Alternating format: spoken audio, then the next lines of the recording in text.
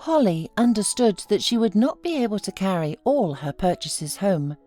Today the farmer's market was so good that she couldn't resist and bought a lot of fruit. The girl came out of the market and started looking for a place to put the bags to get her phone out and call a cab. But just as she found a place near a small store, a young man jumped out of it and almost hit the girl. Bags fell out of her hands, some of them tore, and the fruit spilled out on the ground. Holly groaned with unlucky. "I'm sorry," said the young man with sincere regret, and began to help pick up the fruit. "Come on, it was my own fault. I wasn't looking where I was going. The only problem now is how to pack it all up and get it home." Eric felt guilty. He had had a big fight with his father. He had lost his temper and rushed out of the store too quickly without looking around. "I have a car not far from here. I will drive you, and at least I'll make up for my guilt a little." Eric looked at the girl, and he really wanted that she would agree. She was unusually beautiful. The girl wore simple jeans and a t-shirt and had no makeup on, but all this gave her such a touching tenderness that the man's heart ached. Seeing that she hesitated, Eric told the girl his name and swore that he was not a maniac. This declaration made Holly laugh, and she agreed. Eric tried to drive as slowly as possible to have time to talk. "Tell me, would you think I'd be impudent if I asked you to go to the movies with me?" he asked. "No," replied Holly with a smile, "but I can go out only on Saturday." "I'm glad you agreed at all. I'll be looking forward to Saturday." At this point they pulled up to the needed house, and Eric even whistled at what he saw. "Wow, is this your house?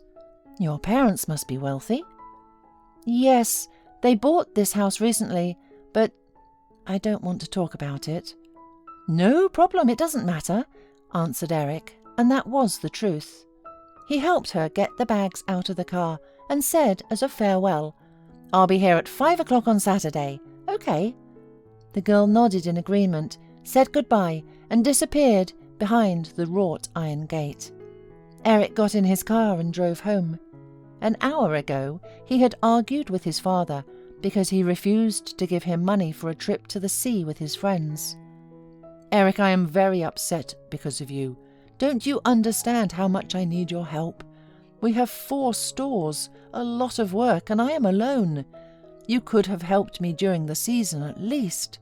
You're already 26. It's time to earn money by yourself." Eric got angry. "Money? All you think about is money. I don't want to work in those stores." "Well, if you don't want to work, then you don't need the money," said his father with a sigh. "You mean you won't give them to me?" asked the son with a challenge. "Should I? You don't want to work. You deny the money." Exactly after these words, Eric rushed out of his father's office and ran into Holly. Remembering this ugly scene, Eric was parking in front of the house. Suddenly, he received an SMS about the money being transferred to his account. But now Eric's mood changed. Even though his father still transferred money to him, the young man decided not to go to the holiday, but to stay and help his father with family business. He was looking forward to Saturday and thought that the time would pass much faster while he would be working. During the first days that Eric helped his father, they became closer. After his mother's death, he and his father had a rather cool relationship. They had never had a heart-to-heart talk, and Eric had always limited himself to only asking him for money. But now, for the first time, he was able to open up to his father and tell him about his meeting with Holly. "Dad, I think Holly comes from a rich family. They have such a house. What if her parents don't want her to go out with me?" "Why do you think so? Maybe they're perfectly adequate people." And then Eric told his father about his doubts. He couldn't understand why the daughter of such wealthy parents was going to the market by herself and carrying bags of groceries home, and this inconsistency constantly plagued him. His father agreed that it was strange, but he was sure it would clear up soon. On Saturday, Eric barely waited until the appointed hour to pick up the girl. She came out to him in a white dress that made her look even more beautiful. They had a wonderful evening, and Eric realized that he did not want to leave her for a minute.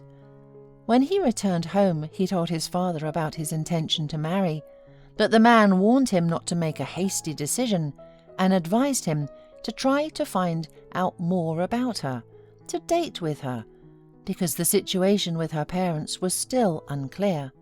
2 months later, Eric could no longer stand it and asked Holly to marry him. She hung on his neck with joy, but when Eric mentioned meeting her parents, Holly's face showed fright. "Let's do it later. They're out of town and I don't know when they'll be back." "Are you sure? But that doesn't seem right." "It's okay, really, they won't mind." After walking Holly home, Eric got in his car and drove off, but his mind was spinning with the idea of figuring things out. In the evening he told his father about the conversation with Holly, and his father said thoughtfully, "I would like to see what kind of parents they are, how they communicate. Holly categorically does not invite you to visit and says her parents are gone. That's very strange and suspicious. Dad, can you give me a delivery boy's uniform? I'll sneak in as a courier and take a look at everything." "That's not a bad idea, but what if it's dangerous?" asked Dad. "Come on, they're not gangsters, are they?" And so, 3 days later, Eric, putting tickets to some concert in an envelope and putting on a courier service uniform and a wig, glasses, and glued-on moustache, went to Holly's house. He was briefly questioned at the entrance, but then led inside the house. He almost immediately saw Holly, who, in her maid's uniform, was neatly dusting the shelves. At that moment, a thin, sickly-looking woman entered the room. She took the envelope and signed the papers. "Anything else?" she asked. "No," replied a stunned Eric, and immediately rushed out of the house. His face was burning, and only one thought was beating in his head. Holly had lied to him. But why? After wandering aimlessly through the streets, Eric came home and immediately told his father everything. The man advised him not to make hasty conclusions and to talk frankly with Holly first. The girl called in the evening. "Hey, why didn't you call me today?" "Holly, tell me, when are your parents going to be home? Don't you think it's strange that we are planning the wedding, but my father and I haven't met your folks?" Holly was silent, apparently thinking about what to say, and Eric couldn't stand it. "I was at your house today, and I know you work as a maid." "I see I was right, and I really heard your voice today. All right, come tomorrow night with your father to visit," she said in a calm voice, and hung up. Now Eric did not understand anything at all. He was in doubt whether he should go, because it would look very strange, and he didn't want to be in an awkward situation, but his father, hearing about the invitation, on the contrary, was full of enthusiasm. "We should definitely go. It's about time we got things cleared up."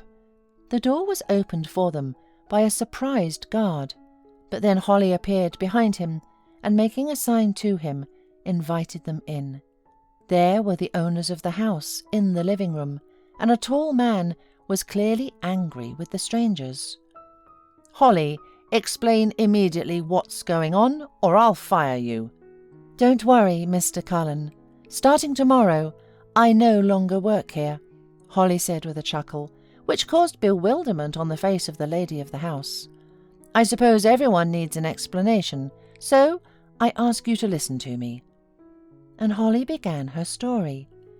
It turns out that a little more than 20 years ago, Mr. Cullen and his young wife Margaret had a child, but this was not in Mr. Cullen's plans, who had married the ailing daughter of a millionaire only because of a rich inheritance. He paid corrupt doctors, and they told the mother that her baby died immediately after delivery.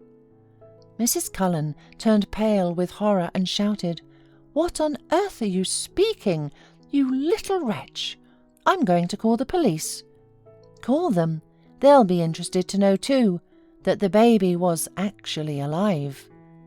Margaret went pale and stared at Holly, who went on with her story.